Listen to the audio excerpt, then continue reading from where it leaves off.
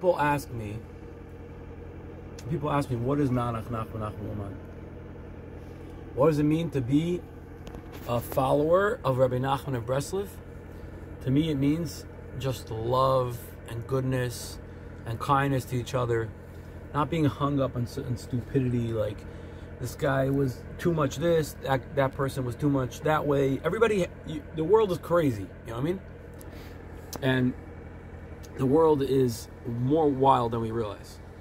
So, like, if you're going to hate everybody, you're going to end up hating... If you're going to hate everybody that's not like you, you're going to end up hating everybody. That's what I think. So, we have to learn to love and respect and really, really be connected to people that aren't like us. People that are different than us. Some people are more wilder, some people are more calmer. Well, it doesn't make a difference. Everybody hates the other person. Let's not hate. Let's just love and be open and chill. We know it's all for the good. There's only one God in the world. And we know that everything he does is for the best. Zo, hakol Nach. Nach, Nachma, Nachma, MeUman. This is a song of the Saba. Well, with Breslov, we have Reb Nachman of Breslov. We have Reb Nassin, or was his Talmud, or Reb Nassin. But he also has another Talmud, Reb Naftali of Breslov. Naftali had a Talmud called Reb Yisrael Karduner, who was one of the great. We don't really know much about him. He was the follower of Reb Nassin of Breslov, who was a follower of Nachman. But Reb Yisrael Karduner had a student named Saba.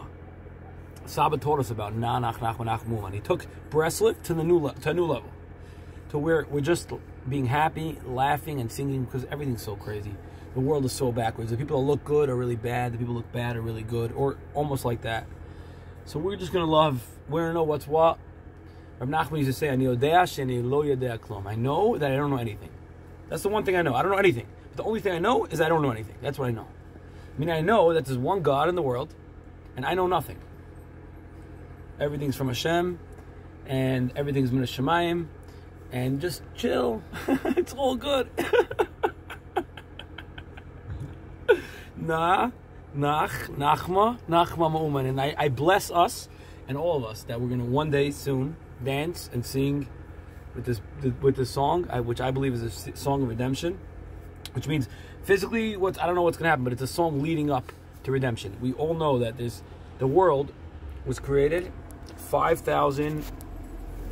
How much? 783? What do you say? We're about to be 85. 85. 5,784. We're about to go on 5,785.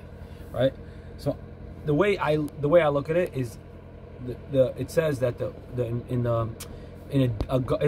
day in God's eyes is 1,000 years.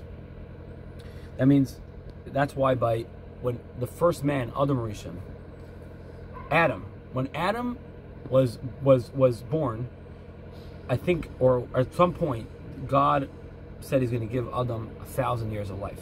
He gave away 70 years to David HaMelech, which is King David. That's why King David lived for 70 years. We really weren't supposed to merit at all having King David. God gave us 70 years of David HaMelech in order, he took it out from Adam's life. It also says that God was going to give Adam 1 day of his life. Of 1 day, meaning 1 day in God's eyes. So 1,000 years is 1 day in God's eyes. Whatever that means. It's not so exact, but about that. So 1,000 days is 1 day.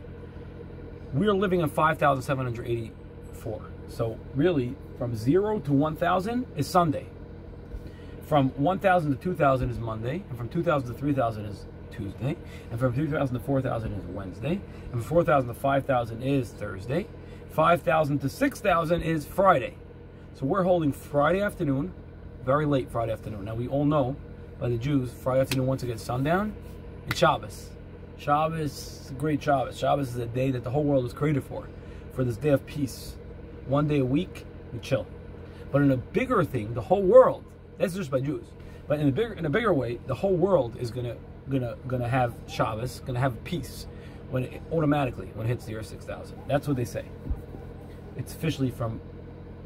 But it makes sense to me. It's a legend that we all know, but it makes sense to me because 6,000 means it's Shabbos. Right now we're like 15 minutes, 16 minutes away from Shabbos. So we're like Friday afternoon by Plaga Mincha. where we could technically bring in Shabbos early. We could just be like, okay, it's already Shabbos for us. Like we're already chilling. We're starting to chill. Ready right now.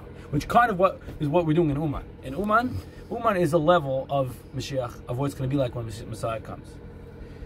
In the people that can't see it, that means, I'm not saying you're bad, but not necessarily, but maybe you're a little bit rigid and you're scared that you're taking life very seriously. Like you have to make money and have a house. It's true. You have to go to work. Most people, but it really is a deeper level. There's a higher level of tzaddikim, of righteous people that don't even have to work. God gives them money straight. Because everything comes from God. Everything comes from Hashem. So there's people that just chill. So in Uman, even though we don't do that the whole year necessarily, but we come to Uman Rosh Hashanah, we do it the whole year. But the point is, you see it here in Uman. You see where all the Jews. What? You have 10 seconds. Okay, I have 10 seconds. Nachman, he's cutting me off. Love you. I'm a car.